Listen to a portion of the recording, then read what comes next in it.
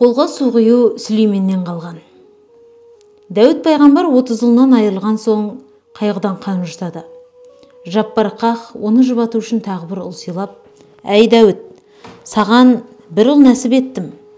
Бірақ шарты сол, баланың қызығын 9 жыл ғана көресің» дейді. «Осыған разысың ба?» дейді.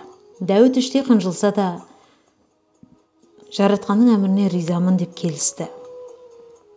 Көп ұзамай Дәуіт ұлды болып, есімін Сүлеймен қояды. Дәуіт патша болғандықтан оның сарайына келетін адамның аяғы толастамайтын.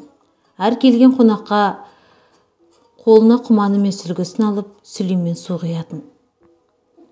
Бала күні бойы кірген шыққан қонақтың қолына су құйып, алғысын алды.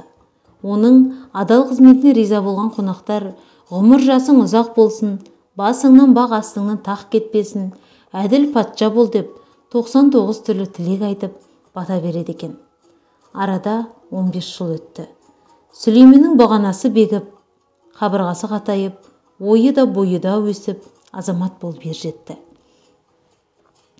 Бір күні Дәуіт Тәңіріне «Уа жасаған, маған ұлыңның қызығын 9 жыл ғана көресің деп едің, бұл не хикмет?» деп сұрады.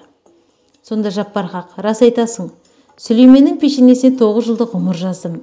Бірақ зерек ұлың қонаққа қызмет етуден шаршамады. Қарияның батасын алуға құмар болды. Жұрт оған алғыс жаудырып батасын берді.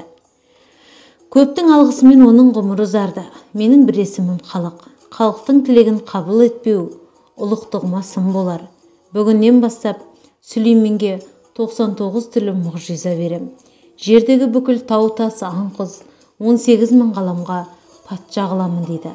Содан бастап Сүлейменге дарымаған керемет қалмапты деседі.